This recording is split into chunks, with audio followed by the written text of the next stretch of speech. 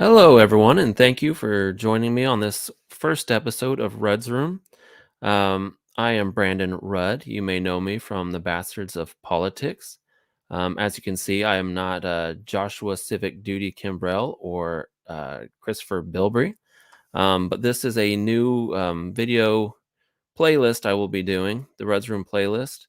And this is actually kind of a special video. This is one I've been promising for a while. I've been promising to do a video which explains how to use the IGA website. So I've been promising to do that. So that is what I'm going to do today. Um, what I'm referring to is the Indiana General Assembly website. Now, this is specifically for Indiana, so it may be more useful, obviously more useful for people who live in Indiana and want to look up information on their legislator and the bills and legislation that they're working on. Um, every other state likely has a very similar website, um, but I'm sure there will be differences. But the one I'm going over today is for the Indiana General Assembly, so it's specifically for Indiana. So, like I said, thank you for joining me. I'm going to go ahead and get started. So, the first thing you're going to want to do is to go to the website iga.in.gov. So this will take you to the Indiana General Assembly website. Now, the thing that's going on with this website right now is, as you can see on the top, they've got a little banner up here. We have some improvements in the works that we're excited for you to experience. So click here to try our new, faster beta site. We will be maintaining our current version of the site until the middle of calendar year 2023, so you can switch back as our improvements continue. So I'm going to go ahead and click here. I'm hoping that the site does start going faster because it typically doesn't run that well. Hopefully this new one, hopefully that is an improvement. So I'm going to click on this one. That is going to open us in a new tab. So I'm going to go ahead and close out that screen, and then I'm going to share with you the new IGA home. So let me see. And here that one is. It looks very similar to the previous IGA website, so not a whole lot's changed. So, um, but from when I played with it, it does seem to go a little bit faster. So, the first thing that will probably be of interest to you is you're probably going to know who your legislator is. And they make that pretty simple on this website. You can just click up here on the top right, you'll see Find Your Legislator. So you go ahead and click on that, and it will bring up these boxes here where you're going to need to put in your street address, your city, your state, and your zip code. So I already went ahead and did that on a separate window. So I don't particularly want to dox myself. So I'm going to, I went ahead and put that information in, and I will show that to you currently. Okay. And then allow me to add to stream. Okay. So once you put your information in, it will pull up your general location on a map, which I've zoomed out to uh, not dox myself. And then you'll see down here, it'll populate your state senator. Here's my state senator with their address here, their office in Indianapolis at the State House, their contact information, party, and district. It'll give your state senator also your state representative with a picture. I love that picture. I'm just gonna leave that how it is. I'll give their address again, phone number, tells the district.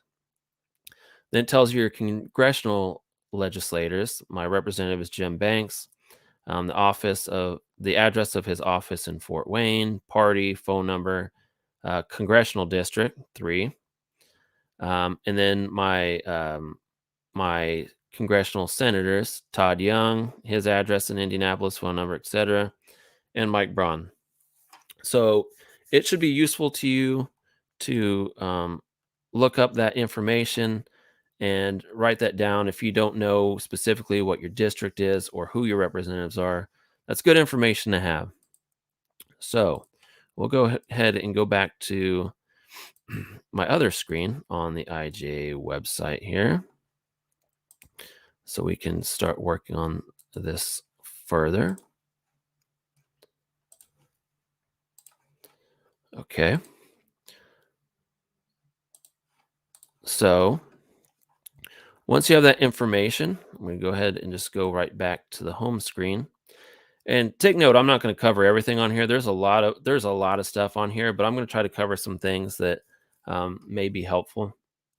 So now you can look up here. You go for your search. You got different filters. You can filter. You can just look generally. You can look by your legislator, by the committee, by the bill, by the resolution.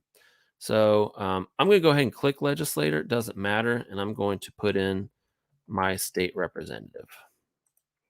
So put in his last name. That pops right up. And it will pull up this page. So, what this page is going to show you is all the legislation that they're working on this year. It's going to give a little bit of information about them, their party, their district, their address, and again their phone number. Um, and it shows you what they're working on this year. So it'll give you specifically the name of the bill or resolution in this case. Give a very short description. Some of these don't tell you much at all, and tell you if they're author, co-author, sponsor, etc. And then the legislation type. So you can see that first one is a resolution, and the next two are bills. So you can then click on committees. Shows you the committees that Representative Prescott is on: agricultural and rural development, judiciary, ways and means, the type of committee. These are all standing committees, and the position, majority member. If you're not aware, the Indiana General Assembly and our government in general is super duper Republican here. So Republicans hold that super majority.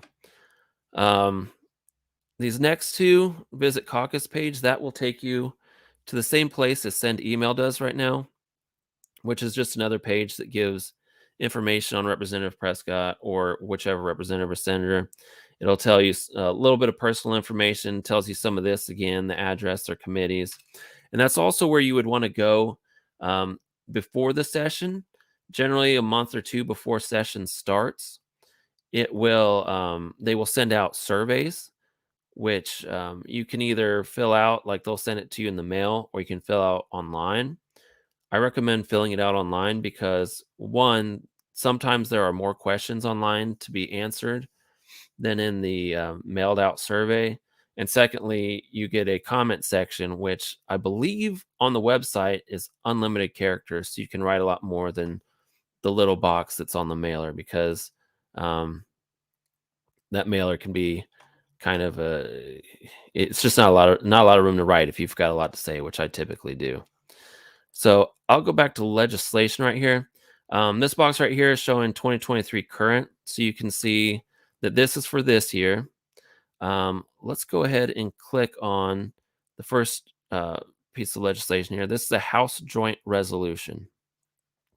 So these typically deal with things like changing the state constitution or something like that. I believe it's the same at the national level. So for this one, it'll tell you again who the authors are and who the co-authors are. And there can be, I believe, unlimited co-authors on here. I've seen 50 plus co-authors on certain bills if they all want to get behind it. And they'll give you a digest, which is sort of a little summary of the bill.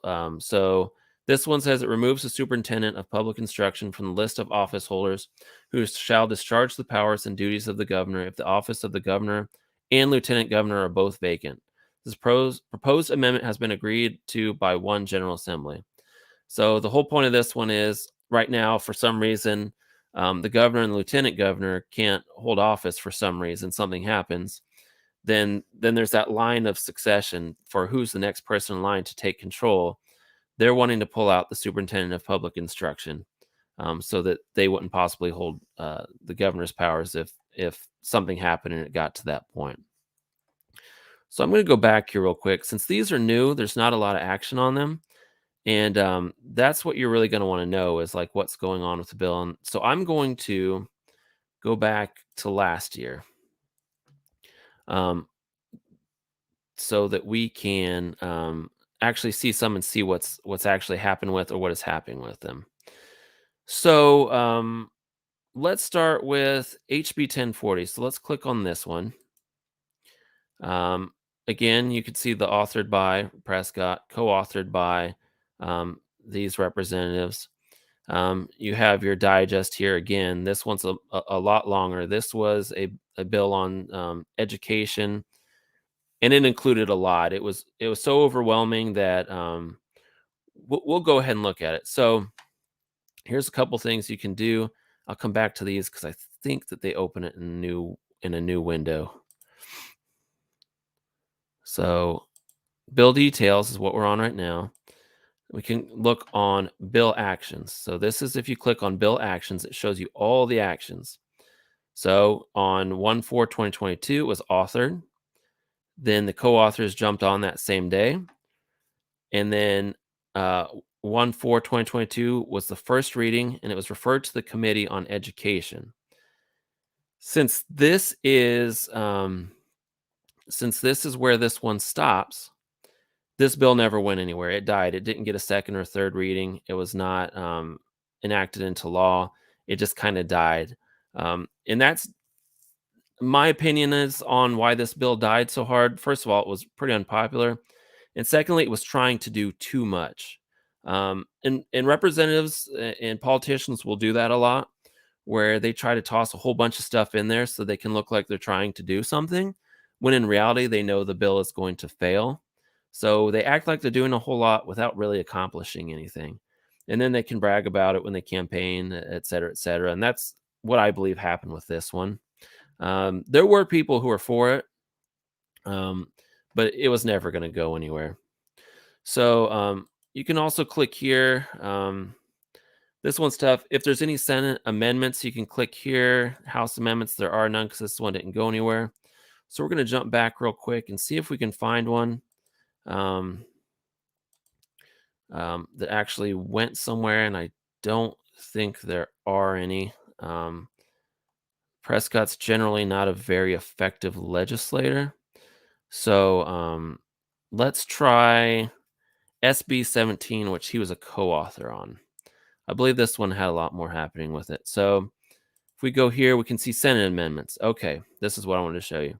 So you can click here and see amendments. It says that it failed.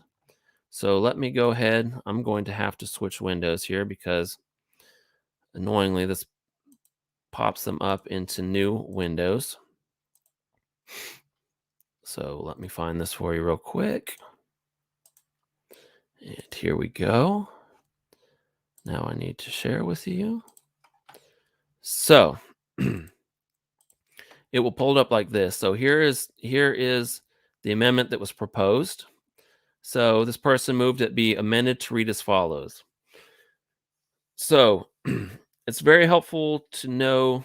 I'll come back to that later, but it will show what the amendment is, and then in all the everything that was proposed here. Um, so basically, everything in this bold font is what was proposed. So they want to assign the interim study committee the following topics, all these things. So this is what he wanted to do. A lot of this is legalese. They cite a lot of IC code, things like that, Indiana code, and changes they want to do to those. So that's what an amendment looks like. So I know it's very exciting. We'll go ahead and remove that. We'll go back to my other screen. Let's see. Okay. And then allow me to share that again with you. Okay, here we go.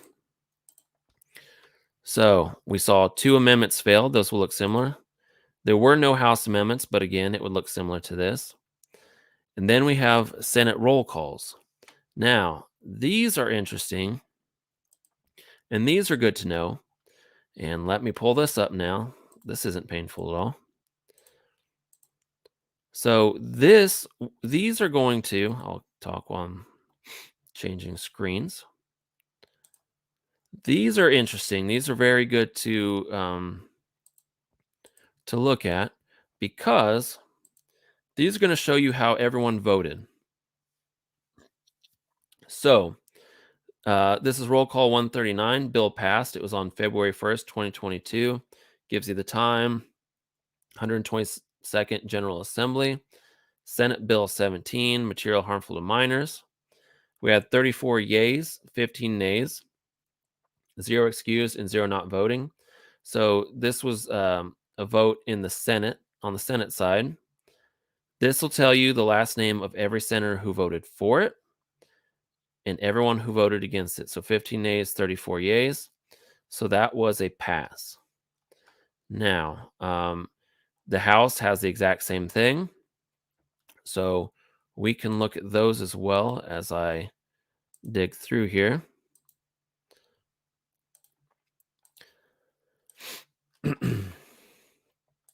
Excuse me. So, let me pull this up again. So here we are back at that previous page. Again, here we are. We have authors, co-authors. Since this is on the Senate side, it has representative sponsors. So that tells you who sponsored it. These three sponsored on the House side. These are all senators that authored it, and these are all the senators that co-authored it. Now, it didn't get any House roll call votes. It died. It didn't get a hearing in the House. Here are some different versions of the bill. You can see fiscal notes, roll calls, those two amendments that we already talked about, and fiscal notes. No committee amendments. You have committee reports as well. Which this simply says that the Senate Committee on Education and Career Development, to which was referred Senate Bill number 17, has had the same under consideration and begs to leave to report the same back to the Senate with the recommendation that said bill do pass. That's so it tells you your committee report. The committee voted 9 yeas, 4 nays, and it passed. This report is from the chairperson. I won't pull that up because it's very short. That's all it said. Then we have motions, etc. So that's the gist of how you look at those. Something else I'd like to note, I'm going to pull up the latest version for you, and kind of show you how to look at these because I've known people to be a little bit confused at what they're looking at when they're actually looking at the bill, like what is actually changed, what is new, uh, what it actually says. So this is that same Senate bill, number 17. It's got the digest again, gives you a little synopsis, and an effective date. Again, we have our authors on there, and we will scroll down. So here's what I wanted to take note of. I'm going to, hopefully this is, and I'm not sharing. Okay, sorry. Let me go back here. So again, as I was saying, Senate Bill number 17. Here's our synopsis. Here are authors. And then here's the part I wanted to show you. And that is the printing code. So this is a bill affecting legislation that already exists. So what you want to look at is when it comes to amendments, whenever an existing statute or a section of the Indiana Constitution is being amended, the text of the existing provision will appear in the style type. Additions will appear in this style type, so bold, and then deletions appear in this style type, which has a strike through. So additions, whenever a new provision is being enacted or constitutional provision adopted, the text of the new provision will appear in this style type. Also, the word new will appear in the style type introductory clause of each section that adds a new provision. So That's something that needs to be noted because I know people have looked at it and said, well, I like a lot of things that they're doing with this bill. And they're not taking note that, well, you're looking at something that already exists in it. What you need to actually be looking for is what is bolded and what is struck out, because that is what the actual bill is doing. So let's look at 17 here real quick. So, for example, they're changing this bill to now say that matter was disseminated or that performance was performed for legitimate, scientific, they don't want to say or educational anymore. So, part of this bill is to remove that language. Okay, so part two, that the matter was disseminated or displayed to, or that the performance was performed before the recipient by a bona fide. They want to take out the word school, and then, like we said, in bold, they want to add college, university, museum already existed. They added college library, and then removed or public library that qualifies for certain property tax exemptions under this IC code. So that's how you kind of read those. Like section 3 here, nothing's new, right? In section 2, we see a lot of changes. Everything bold is new. Everything crossed out, they're wanting to remove. So that's pretty important to know on how to read those bills. So I will go back a page now, and we will continue where we're at. Back on Senate Bill 17. And I need to remember to share because that's very helpful. So that's general information on how to look at all these bills by legislators. So if you're wanting to look and see what your legislator's working on, um, and what they're doing, that's kind of that's one way to do it. There's a lot of ways to do this. So let me go back home. So here's something else you can do, and I probably should have explained this before, is you can go straight to legislation, go to bills. That's another way to do it. So this tells you all the bills for the 2023 session. On the left side, we've got Senate bills. Right side, we got House bills. Senate bills always start with SB, um, and they'll be numbered sequentially, and they will have a short description in their title. House bills, same things. They start, they're in the thousands. They're always a 4-digit number, start as a 4-digit number. Same thing. So you can also scroll through here. If you know there's a particular bill you're looking for, or you just want to look through the bills generally, this is another way you can do it. We also have vehicle bills here. This is something that might be worth bringing up. If you click on a vehicle bill, as I just did, authored by Senator Roderick Bray, digest none. These are basically like a placeholder bill. It's got nothing in it, but they've got it reserved. And at some later date, they can amend and throw in there what they want. That's the gist of what these are. So we see there's quite a few vehicle bills on the Senate side. They reserved quite a few, and then we go back into actual bills again.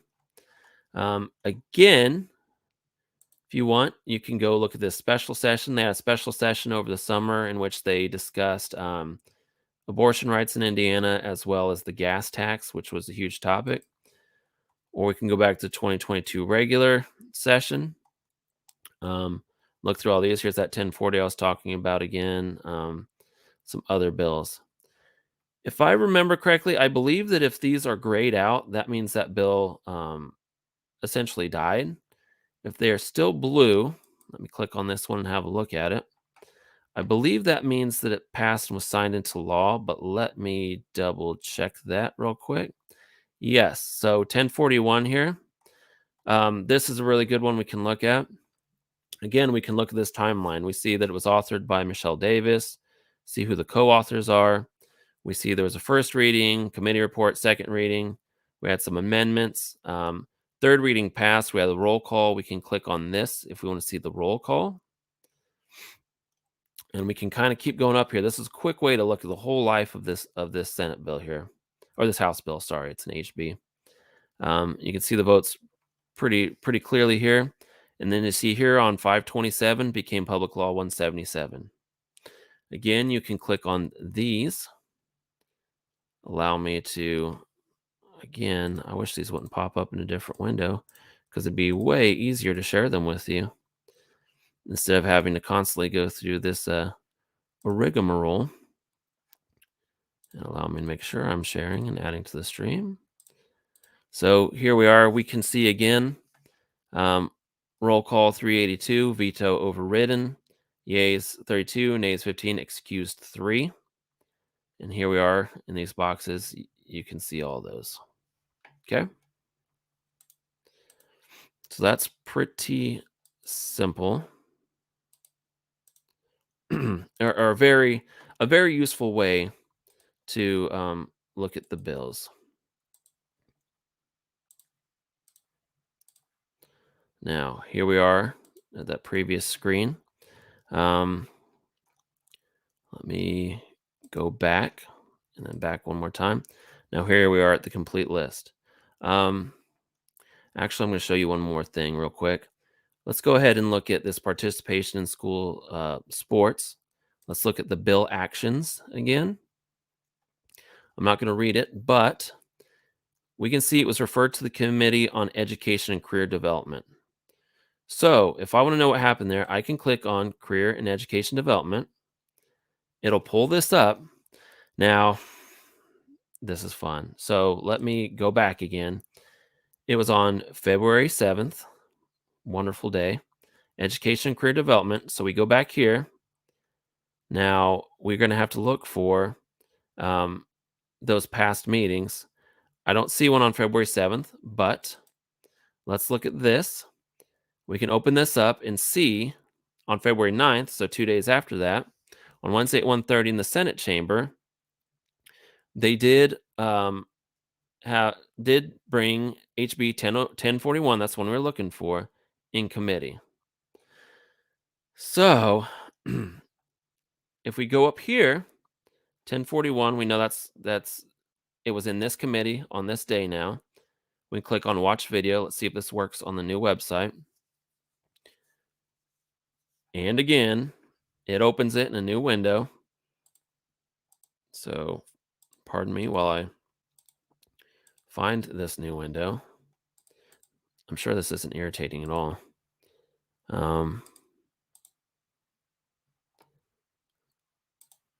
Now I can't find it, but I will. Here we are.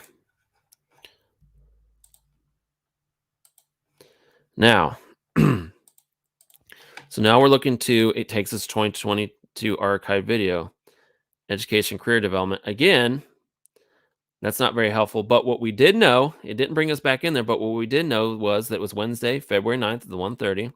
So we'll click on that. And then here we are. We're brought into the video on that committee hearing. So if we click through there, hopefully this plays okay. I know that the website might be missing some information. It looks like it's not going to play, but if it does play correctly, which it should, it will have down in the bottom corner what bill they're hearing. And here we are in this corner. Sorry. So here we are now, HB 1041. I figured it'd be somewhere towards the end because of that list. Tells you the date.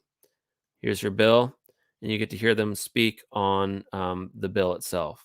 So that's how you find the video on any particular bill if you want to listen to the committee hearing. Not particularly easy. It's been described as easy. I would disagree with that, but that is how you do it. So I've been going a little longer than I wanted to. That is a general rundown of how to use the IGA website, the Indiana General Assembly website. Hopefully this helps you out. I know that a lot of representatives, senators, it's hard to get a hold of them. They don't hold a ton of town halls. So you don't really get a lot of opportunity to hear from them, talk to them. Hopefully you can contact them through that number on the IGA website, or write them through that. But that's what I would recommend. And sometimes you just need to do the work yourself and look up some of that information so that you know which questions to ask. You can see their votes and ask why they did or did not vote a certain way. And hopefully that helps. There's a whole lot more on that website. I think that basic rundown, that's what I use the most to really see the hearings, to read about the bills, to figure out what it's all about, to help formulate my questions. Um, so I would like to remind you to please tune in to the Bastards of Politics. We're live every Thursday at 8 p.m. Eastern Time at youtube.com slash at the Bastards of Politics. We appreciate you tuning in with us. Um, I would also like to thank you if you stuck with me this long. Um, and hey, have a great day. And look forward to more videos on the Mud Room. Have a good one.